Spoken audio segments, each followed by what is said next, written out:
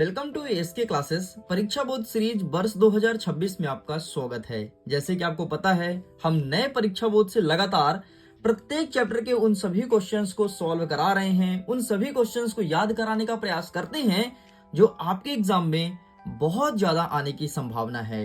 And इस video में हम कवर करेंगे ज्योग्राफी मतलब भूगोल विषय का अध्याय नंबर 3। हमारे अध्याय का नाम रहेगा पृथ्वी, जिसमें देखेंगे पृथ्वी की आंतरिक संरचना। हम देखेंगे कि पृथ्वी की उत्पत्ति कैसे हुई है, पृथ्वी से कौन कौन सी तरंगे निकलती है जो पृथ्वी के लिए हानिकारक होती है, जिसे एक शब्दों में तुम भूकंप के नाम से जानते हो। पृथ्वी की विभिन्न परतों के बारे में देखेंगे और यहां से हमारे एग्जाम में 2 नंबर का एक प्रश्न बनने वाला है। मतलब इस वीडियो को कंप्लीट वॉच करने के बाद तुम्हारा 2 नंबर फिक्स हो जाएगा। बाकी लगातार हमारी डेली क्लासेस होती है। हम अध्याय नंबर 1, अध्याय नंबर 2 को बहुत अच्छे से कवर कर लिए हैं। बहुत सारी चीजों को मैंने आसान भाषा में समझाया है और वीडियो में याद भी कराने का प्रयास किया हूं। एंड इस वीडियो में कवर करेंगे अध्याय नंबर 3, पृथ्वी की आंतरिक संरचना। पेज नंबर 24 से स्टार्ट हो रहा है, तो सीधे हम जंप करते हैं अपने पेज नंबर 24 में और आगे के सारे क्वेश्चंस को सॉल्व करने का प्रयास करते हैं। तो ये रहा तुम्हारे सामने अध्याय नंबर 3, पृथ्वी की आंतरिक संरचना। अब इसे मैं थोड़ी जूम करता हूं ताकि तुम्हारा जो नजर है टोटल ऑन स्क्रीन होना चाहिए, भटकाव नहीं होना चाहिए और मन लगा करके एक एक चीज को समझना। बहुत सारी चीजों को हम याद कराएंगे।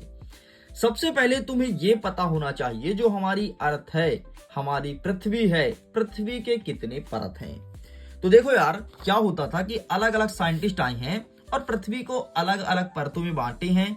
मुख्यतः 2 परत बड़ा फेमस है। एक का नाम क्या है जरा देखना, ये 2 परतें हो गई, ठीक है। ये एक मैंने समझो पृथ्वी का मैंने चित्र बना दिया और ये हो गया दूसरा पृथ्वी का चित्र। पृथ्वी के ऊपरी परत को कहते हैं सियाल, नीचे वाले परत को कहते हैं सीमा और तीसरा जो सबसे नीचे उसे कहते हैं नीफे। मतलब ऊपर को कहते हैं सियाल, नीचे को कहते हैं सीमा और जो सबसे अंदर होता है उसे कहते हैं नीफे। लेकिन एक दूसरे साइंटिस्ट आते हैं, बोलते हैं नहीं, हम ऐसे नहीं बांटेंगे, हम ऊपर ही वाले भाग को बोलेंगे भूपरपटी। वो भूपरपटी कह के गए थे। फिर बोले थे जो अंदर वाला भाग है उसे कहते हैं प्रवार और जो सबसे अंदर है उसे कहते हैं क्रोड। इस प्रकार से इन्होंने बांटा था। देखो है 3 परत, नाम अलग अलग दिए हैं, कंफ्यूज मत होना। अगर तुम एग्जाम में लिख रहे हो तो एक नाम लिखना, या तो सियाल लिखो या सीमे या फिर नीफे, या फिर तुम लिखो भूपरपटी, प्रवार या कोड। ये मत करना कि इसका भूपरपटी लिख दिए, इसका सीमा लिख दिए, इसका क्रोड लिख दिए। अगर ये करोगे तो सर भी तुम्हारे नंबर के साथ ऐसे ही करेंगे, ऐसे ऐसे। समझ गए? तो ये मत करना। अब सियाल, सीमा, नीफे। हमारे एग्जाम में जो प्रश्न पूछा था 2022 के पेपर में, वो क्वेश्चन क्या था, पृथ्वी के सबसे ऊपरी परत का क्या नाम है। ऑप्शन देखो क्या है, सियाल है, सीमा, नीफे या क्रस्ट। तो ऊपरी परत को तो सियाल कहते हैं, अभी अभी मैंने बताया, तो इसका सही आंसर आपका सियाल हो जाता। अगर यहीं पर ऑप्शन सियाल ना हो करके भूपरपटी होता तो हम फिर भूपरपटी में टिक करते, इसीलिए मैंने दोनों को बता दिया। मतलब तुम्हारा यहां से 1 नंबर फिक्स हो गया। समझ गए? चलो जी आगे। अच्छा एक और मैं बताना भूल गया हूं। देखो इसका नाम सियाल क्यों पड़ा, क्योंकि पृथ्वी के ऊपरी परत में सिलिकॉन और एल्यूमिनियम होता है। सियाल, सी मतलब सिलिकॉन और याल मतलब एल्यूमिनियम। सियाल, सिलिकॉन और एल्यूमिनियम की परत या फिर ये तत्व तो सबसे अधिक पाए जाते हैं पृथ्वी की ऊपरी परत में, इसलिए इसका नाम सियाल पड़ा है। अंदर क्या होता है, सीमा। सी मतलब होता है तुम्हारा सिलिकॉन और मा मतलब मैग्नीशियम। मतलब पृथ्वी के बीच वाले भाग में सिलिकॉन और मैग्नीशियम पाया जाता है, इसलिए इसका नाम सीमा पड़ा है। नीफे, नी मतलब आपका निकल और एफ मतलब आयरन, Fe। तो मतलब पृथ्वी के सबसे अंदर वाले परत में निकल और आयरन पाया जाता है, इसलिए इसका नाम नीफे पड़ा है। तो इस प्रकार से सियाल, सीमा, नीफे है। अब बोलोगे सर इसका ही बता दो, भूपरपटी, प्रवार, क्रोड का। भूपरपटी नाम क्यों पड़ा है, क्योंकि ऊपर पृथ्वी के ऊपरी भाग में हम सब खेती करते हैं, यहाँ की मिट्टी उपजाऊ होती है, इसलिए इसका नाम भूपरपटी रखा गया है। प्रवार का मतलब क्या है, प्रवार का मतलब यहाँ पर पृथ्वी के अंदर भाग में तेल वगैरह पाया जाता है और प्रवार मतलब प्रवाह है, जो तेल वगैरह पानी वगैरह होता है इधर उधर बहते रहता है, इसलिए इसका नाम प्रवाह रखा गया है। और क्रोड मतलब ये पृथ्वी का सबसे गर्म भाग है, यहाँ लावा पाया जाता है, इसलिए इसका नाम क्रोड रखा गया है। मैं उम्मीद करता हूं समझ गए होंगे। चलो आगे बढ़ते हैं। अब भूकंपीय तरंगों के बारे में देखेंगे। आपको पता है ना भूकंपीय तरंगे 3 होती है, PSL, है ना। तो P तरंगे, S तरंगे, L तरंगे के बारे में हम ज्यादा आगे डिस्कस करेंगे, लेकिन अभी यहीं पर रोकते हैं। अच्छा जी, आगे बढ़ते हैं। नेक्स्ट ये देखो चौथा नंबर देखो, यहाँ पर देख रहे हो सियाल परत में क्या होता है। तो मैंने पहले बताया सियाल, सी मतलब सिलिकॉन और एल मतलब एल्यूमिनियम। तो ये देखो सिलिकॉन और एल्यूमिनियम, इससे मैच करना था। ठीक, तो इस प्रकार से क्वेश्चन हमारे एग्जाम में देखने को मिलेगा। अच्छा, चट्टानों के प्रकार भी पढ़ लेना। अग्नेय चट्टान, ठीक है, कार्यांतरित चट्टाने, तो ये सब पढ़ लेना, यहां से क्वेश्चन देखने को मिलेगा। ठीक है, और जो तुम्हारा वो होता है ना संगमरमर, ये सब चट्टानों के ही प्रकार हैं। ठीक, चलो बाकी आगे डिस्कस करेंगे। ये क्वेश्चन अभी ज्यादा इंपॉर्टेंट नहीं है, इसलिए यहाँ पर मैं भी ज्यादा हाईलाइट नहीं कर रहा हूँ। चलो भाई एक बात बता दो मुझे, भूकंप क्या होता है? आखिरकार किसे कहते हैं भूकंप? धरातल पर होने वाला ऐसा कंपन जो व्यक्ति से संबंधित नहीं होता है, उसी को भूकंप कहते हैं। अगर व्यक्ति से संबंधित होता तो भूकंप व्यक्ति के लिए फायदेमंद होता, लेकिन किसी भी व्यक्ति के लिए भूकंप फायदेमंद नहीं है। ठीक है, क्योंकि व्यक्ति से संबंधित नहीं है, मतलब असंबंधित है, इसी को हम भूकंप कहते हैं। ये भूकंप का परिभाषा एग्जाम में जीवन में कभी नहीं पूछेगा, लेकिन तुम्हें पता होना चाहिए। एक चीज याद रखना, ऐसा कौन सा देश है जहां सबसे अधिक भूकंप आता है? उस शहर का नाम जापान है। यहाँ पर हमेशा भूकंप आते रहता है, जब मर्जी तब भूकंप आ जाएगा। तुम आज बेड में सो रहे हो, सुबह देख रहे हो कि भूकंप आ गया, है ना। मतलब तुम सोए हो, भूकंप आ गया। तुम सो रहे हो और देख रहे हो कि तुम्हारी स्कूल की बिल्डिंगें गिर गई, है ना, भूकंप आ गया। इतना भूकंप आता है, लेकिन फिर भी जापान टेक्नोलॉजी के मामले में टॉप कंट्री है भाई। अमेरिका को भी पीछे किया है। वो एक्टिवा देखते हो, गाड़ी जो आती है, वो सब जापान की है ना। और एक्टिवा 6G क्या क्या आ गया यार, बहुत आगे है। नेक्स्ट कहता है क्वेश्चन, पृथ्वी की 3 मुख्य परतें कौन सी है? जब कभी ऐसा प्रश्न पूछे, पृथ्वी की 3 मुख्य परतें, तुम कुछ भी लिख दो, सियाल, सीमा, नीफे, या फिर भूपर्पटी प्रवार या क्रोड।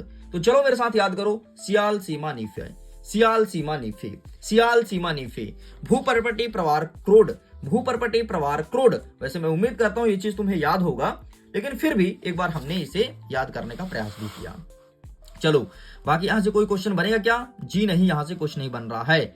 अब क्वेश्चन बनेगा यहां से, बड़े क्वेश्चन, 2 नंबर के क्वेश्चन यहां से बनेंगे। अच्छा, एक चीज मैंने बताना भूल गया, हम भूकंप के बारे में इतना कुछ सीखे, भूकंप की जो तीव्रता है वो किससे मापते हैं?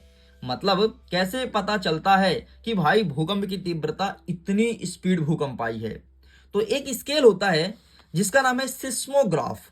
तो सिस्मोग्राफ से भूकंप की तीव्रता मापी जाती है। और एक स्केल है जिसका नाम है रिएक्टर स्केल। तो भूकंप का अध्ययन करना रिएक्टर स्केल है, कंफ्यूज मत होना। भूकंप की तीव्रता सिस्मोग्राफ से नापी जाती है और भूकंप का अध्ययन रिएक्टर स्केल के माध्यम से किया जाता है। तो सिस्मोग्राफ, भूकंप की तीव्रता, भूकंप की तीव्रता, सिस्मोग्राफ, भूकंप की तीव्रता, सिस्मोग्राफ, भूकंप की तीव्रता, सिस्मोग्राफ, भूकंप की तीव्रता, सिस्मोग्राफ। 5 बार बोलो, याद हो जाएगा, और याद कर ही लेना, 1 नंबर का प्रश्न बनेगा। और बोर्ड एग्जाम वर्ष 2022 में क्वेश्चन पूछा गया था।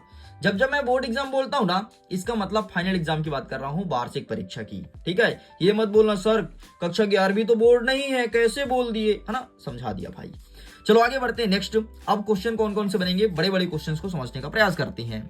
भूकंपीय तरंगों के संचरण का उन चट्टानों पर प्रभाव बताइए जिनमें से ये होकर के गुजरती है। ठीक है, ये एग्जाम में नहीं बनेगा क्वेश्चन। तो फिर क्वेश्चन कौन सा बनेगा? क्वेश्चन बनेगा ये, क्वेश्चन को जरा ध्यान से देखना। अब जरा इसे समझना, भूकंपीय तरंग छाया क्षेत्र कैसे बनाती है? छाया क्षेत्र का मतलब क्या होता है कि भूकंप जो है कितने क्षेत्र तक फैलती है, उसका क्षेत्रफल क्या होता है। यहां पर लिखा है, यह समझा जाता है कि अगर किसी स्थान पर भूकंप उत्पन्न होता है तो हमें ऐसा लगता है कि पृथ्वी के चारों तरफ भूकंप फैल रही है। हमें ऐसा ही लगता है ना, हमें लगता है पृथ्वी जुड़ी हुई है, भूकंप चारों तरफ फैल रही है। किंतु पता है आपको, ऐसा नहीं होता है। जहां से भूकंप उत्पन्न होता है, भूकंप उसे अधिकेंद्र कहते हैं, और अधिकेंद्र से 105 से लेकर के 145 डिग्री के बीच तक का ही छाया क्षेत्र होता है। मेरे कहने का मतलब ये है, अगर भूकंप यहां से निकला है और इधर जा रहा है तो ऊपर यहां तक जाएगा और नीचे यहां तक जाएगा, बस इतने दायरे पर भूकंप रहेगा। ये नहीं कि पूरी पृथ्वी पर भूकंप आ जाए, नहीं तो फिर हम क्यों कहते कि जापान सबसे अधिक भूकंप वाला देश है। अगर जापान में भूकंप आ रहा है तो पृथ्वी तो जुड़ी हुई है, हमारे भारत देश में भी आता है ना। तो ऐसा नहीं है, 105 डिग्री से लेकर के 145 डिग्री तक के एंगल में ही भूकंप अपना प्रवाह दिखाती है। आपको पता है जहां तरंगे अनुपस्थित रहती है 145 के बाद पी तरंगे दिखाई देती है ना। भूकंप की अलग अलग तरंगे होती है पीएसएल, तो जहां तरंगे नहीं आती उसे हम पी तरंगों के नाम से जानते हैं। कुल मिला के ये कह रहा है यार कि भूकंप का छाया क्षेत्र 105 से लेकर के 145 डिग्री के बीच होता है, जहां से भूकंप उत्पन्न होता है। बस इतना तुम्हें याद रखना है, ठीक है। बाकी एग्जाम में कुछ नहीं आएगा, एनसीईआरटी का फेवर क्वेश्चन था इसलिए मैंने करा दिया। हाँ, प्रश्न बनेगा यहां से, अब तो तुम कमर कस लो। पृथ्वी की आंतरिक संरचना का सचित्र वर्णन कीजिए। 2022 और 23 के एग्जाम में पूछा गया है। ये देखो हमारी पृथ्वी की संरचना ये है। सबसे पहले ऊपरी परत जिसे हम कहते हैं भूपरपट्टी, नीचे जो होता है उसे कहते हैं प्रवार, इंग्लिश में कहते हैं मेंटल, और सबसे नीचे जो होता है उसे कहते हैं क्रोड। इस प्रकार से बनता है। अब देखो भूपरपट्टी की जो मोटाई होती है वो 8 किलोमीटर तक होती है। मतलब जब तुम पृथ्वी को खोदना चालू करोगे 8 किलोमीटर तक खुदाई कर लोगे, भूपरपट्टी खत्म। फिर यहां से चालू होगा सर मेंटल, मेंटल मतलब प्रवार, प्रवार चालू होगा और ये चलेगा 8 किलोमीटर से लेकर के 100 किलोमीटर के बीच तक। आपको पता है यहीं पर दुर्बलतम मंडल होता है, मतलब यहीं पर तुम्हारा पानी, तेल, कोयला ये सब यही मिलता है, इतने पे ही, इसलिए इसे दुर्बलतम मंडल के नाम से भी जानते हैं। आगे बढ़ते हैं। अब 100 से लेकर के और 2890 तक इसे प्रवार कहते हैं। सॉरी, मैंने ऊपर इसको प्रवार बोल दिया था, नहीं, इसे दुर्बलतम मंडल कहते हैं। 100 से 2890 तक प्रवार कहलाता है और 2890 से लेकर के 6378 तक इसे कहते हैं क्रोड। तुम्हें पता है जो प्रवार है उसमें द्रव भरा है, मतलब तेल का कुआं वगैरह जो होता है ना बहुत नीचे पाया जाता है, वो सब तुम्हें प्रवार से ही निकाला जाता है। और ठोस जो ये है ना क्रोड, क्रोड में ठोस है और लावा भरा हुआ है, मतलब गरम गरम लावा और ठोस है, मजबूत है, बड़े बड़े चट्टाने नीचे है भाई साहब। तो इस प्रकार से संरचना को मैंने दिखा दिया, समझा भी दिया। बाकी इसका एक बार तुम अच्छे से रीड कर लेना, बाकी यही तुम्हें एग्जाम में लिख करके आना है, ठीक। अब जो नेक्स्ट क्वेश्चन बनेगा हमारे एग्जाम पॉइंट ऑफ व्यू से कि भूकंप आने का क्या क्या कारण हो सकता है। सबसे पहले कारण तुम सुनना ध्यान से, फिर ये यहाँ क्या लिखा हम बाद में देखेंगे। सबसे पहले क्या होता है, जब हमारे पृथ्वी के अंदर दो प्लेट का आपस में टक्कर होता है तब भूकंप उत्पन्न होता है। अब प्लेट क्या है, मैंने इसके पहले वाले अध्याय में अच्छे से बताया था, याद करो। पैंजियन, पैंथालासा, किस प्रकार से प्लेट टूटा, प्लेट इधर उधर से भागा। मैंने कुछ प्लेट का नाम भी बताया था, जैसे इंडो ऑस्ट्रेलिया प्लेट, ठीक है, उत्तर अमेरिकी प्लेट बताया था। अगर तुमने क्लासेस देखा होगा तो तुम्हें याद है, अगर तुमने उन क्लासेस को नहीं देखा तो प्लेलिस्ट बना दिया गया है, जाकर के चेकआउट कीजिए, सारे क्लासेस को अच्छे से देखिएगा, ठीक। तो पहला रीजन तो समझ गए ना कि दो प्लेट का आपस में टक्कर होता है तो भूकंप उत्पन्न होता है। दूसरा कारण क्या है, पृथ्वी के भीतर का तापमान धीरे धीरे कम होते रहता है। पृथ्वी जब तापमान कम होगा तो पृथ्वी सिकुड़ेगी, और पृथ्वी सिकुड़ेगी मतलब भूकंप उत्पन्न होगा। तीसरा कारण सुनो, क्या होता है, पृथ्वी के अंदर जो चट्टाने हैं, है ना, बड़ी बड़ी चट्टाने हैं, उसका संतुलन बिगड़ता है, वो इधर उधर खिसकती है और उत्पन्न होता है भूकंप। भूकंप आने के यही 3 बड़े रीजन हैं। बाकी यहाँ पर देख लो, सब कुछ लिखा, एक बार पढ़ लेना, तुम्हारा काम हो जाएगा और तुम अच्छे से लिख भी पाओगे। चलो भाई, अब हमने ये समझ लिया भूकंप कैसे आते हैं। अब हम ये समझ लेते हैं जो PSL तरंगे होती है, सबसे ज्यादा खतरनाक तरंगे कौन सी होती है, इसको जरा समझना। इस चित्र को ध्यान रखना, तुमसे आसानी से बन जाएगा। याद रखना नाम ऐसे PSL क्रम से याद रखो, PSL ऐसे ही नाम याद रखना। जैसे मैं बोलता हूं PSL। अब कोई बोलेगा ये PSL क्या है, ये बोल देना भूकंप का तरंग का नाम है PSL। आज अपने स्कूल जाना, शिक्षक से बोलना सर PSL, बोले क्या कह रहा रे, भूगोल वाले टीचर से बोलोगे PSL, वो समझ जाएंगे ये भूकंपीय तरंगों का नाम ले रहा है, ठीक है। अपने दोस्त से बोलना जाकर के, ए भाई PSL, उसको ये मत बताना PSL क्या है, तुम्हें याद करना है, इसलिए उसके कान में जाना, बोलना है भाई सुनना PSL। बोले क्या पागल हो गया क्या, हाँ बोलना भाई मैं पागल हो गया हूं, लेकिन तू है PSL, बस है ना, मार मत खाना दोस्ते। चलो, तो पीएसएल में देखो जो पी तरंगे होती है वो देखो ना बहुत कम ऊपर नीचे जिगजैग कम है, मतलब विनाशकारी कम है। एस खतरनाक है और एल भाई साहब एल मतलब लंबा और लंबा मतलब बड़ा, तो खतरनाक तो होगा ना। तो बस पीएसएल याद रखना। तो सबसे अधिक खतरनाक होता है एल तरंगे, सबसे कम विनाशकारी होता है पी तरंगे। अगर हमारे यहाँ एल तरंगे आया है मतलब बड़ी बड़ी बिल्डिंगें गिरेगी, हम दबेंगे, हम मरेंगे फिक्स है। लेकिन पी आया रे कुछ नहीं, जय पी आया ठीक है यार, आते रहता है, ऐसा वाला सीन है ना। तो पी तरंगे विनाशकारी नहीं होती, इससे कभी कोई गिरता नहीं है, मरता नहीं है। और ये पी तरंगे पता है कभी कभी आते रहते हैं, हमें पता भी नहीं लगता है कि भूकंप आके चला गया। सच कह रहा हूं, हमारे यहाँ पृथ्वी में, हमारे भारत देश में कम से कम महीने में 2 से 4 बार भूकंप आ जाता है, लेकिन हमें पता नहीं चलता है क्योंकि पी तरंगी आती है ना। लेकिन जब यल तरंगी आएगी तो फिर न्यूज वाले अपना कैमरा लेकर के और पहुंच जाते हैं, ये देखो भूकंप आया, यहाँ पर इतने लोग दब के मर गए, ऐसे ऐसे फिर वीडियो सुनाते रहते हैं। चलो खैर हम आगे बढ़ते हैं। भूकंप से हमें कौन कौन से लाभ हैं, लाभ को सुन लेते हैं।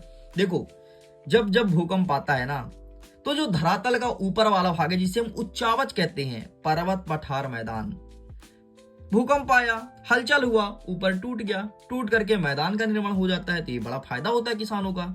भाई किसान क्या करते हैं, वहां पर लेकर ट्रैक्टर पहुंचे, जुताई करवाए, ले खेती दना दन दना दन, तो ये बड़ा फायदा मिलता है। दूसरा क्या होता है, जब कभी भूकंप आती है ना, तो समुद्र का जो तट होता है वो नीचे थोड़ी धसक जाता है और बड़ी बड़ी खाड़ी का निर्माण होता है। खाड़ी मतलब बड़े बड़े गड्ढे, और बड़े बड़े गड्ढे बनते हैं, तो वहां से फिर हम बिजली उत्पन्न करते हैं, बंदरगाह बनाते हैं। बंदरगाह का मतलब ये नहीं कि बंदर वहां पर गाहेंगे या फिर बंदर वहां पर कूदेंगे ना। बंदरगाह का मतलब ये है जहां पर जहाज आया के खड़ी होती रुकती, उसे बंदरगाह कहते हैं। तो ये सब का निर्माण होता है ना। तो भूकंप के हमें कुछ फायदे भी हैं। बड़े बड़े जो पर्वत होते हैं वो टूट करके धसक के नीचे गिरते हैं, हाँ, तो वहां पर बढ़िया बकायदा कृषि योग्य भूमि उत्पन्न होता है, तो ये हमें फायदा है। लेकिन नुकसान तो बहुत अधिक है यार, अत्यधिक जन धन की हानि होती है। अगर यही भूकंप पर्वत में ना करके हमारे शहर में आ गया, दिल्ली में आ गया, मुंबई में आ गया, फिर देखो बड़ी बड़ी बिल्डिंगें कैसे गिरेगी, ऐसे गिरेगी मानो आम गिर रहा है पेड़ से। तो ये इस प्रकार से है ना। कभी कभी पता है क्या होता है, जो बड़ी बड़ी बांधें बनी होती है ना, जैसे हमारे यहाँ पर शहडोल जिला में एक बांध है जिसका नाम है बाणसागर बांध, हमारे रीवा जिले में एक हमारे जबलपुर जिले में एक बांध है जिसका नाम है बरगी बांध। अब भूकंप आया बरगी बांध में, भूकंप अगर रहा एल प्रकार का, अब एल मैं बोलूंगा मतलब समझ जाओगे, अत्यधिक तीव्र रहा, तो बरगी टूटेगा नहीं, बाणसागर टूटेगा नहीं, और बाणसागर टूटा मतलब पानी निकला, पानी निकला मतलब उधर के जो नीचे रह रहे हैं लोग वो बहेंगे, वो मरेंगे। भाई पानी को इतना ज्यादा कंट्रोल नहीं कर सकता कोई भी, किसी की हिम्मत है कि आके पकड़ ले। मोदी जी की क्षमता है कि पानी को रोक दे, नहीं। और तुम्हें पता है कभी कभी बड़ा नुकसान क्या होता है, सपोज करो कोई फैक्ट्री में भूकंप आ गया और फैक्ट्री जहरीली गैस कोई बनाती है और पूरा टैंक ही टूट गया, तो जहरीली गैस कहाँ जाएगी, वायुमंडल में उड़ेगी, और वायुमंडल में उड़ेगी मतलब उस फैक्ट्री के आसपास रहने वाले लोग की मृत्यु तय है, साथ में कुछ दूर दूर के शहर के लोग भी प्रभावित होंगे। तो इस प्रकार से हमें नुकसान देखने को मिलता है। मैं उम्मीद करता हूं समझ गए होंगे, और इसी समझ के साथ ये है वीडियो का एंड। वीडियो को कैसा लगा, वीडियो पसंद आया हो तो एक बार कमेंट सेक्शन में लिखिएगा जरूर। लो भाई, तुम्हारे 2 नंबर का क्वेश्चन मैं कंप्लीट कर दिया हूं। क्वेश्चन क्या बनेगा, भूकंप से ही क्वेश्चन बनेगा, और एक बनेगा पृथ्वी की आंतरिक संरचना से, ठीक है, बाकी कुछ नहीं आएगा। जल्दी मिलेंगे नेक्स्ट वीडियो में, जिसमें अध्याय नंबर 4 महाद्वीपीय तथा महानगर की उत्पत्ति के बारे में अच्छे से डिस्कस करेंगे। मैं वीडियो को एंड करता हूं। Thanks for watching. खुश रहिए, पढ़ते रहिए, मुस्कुराते रहिए, एग्जाम में टॉप करते रहिए।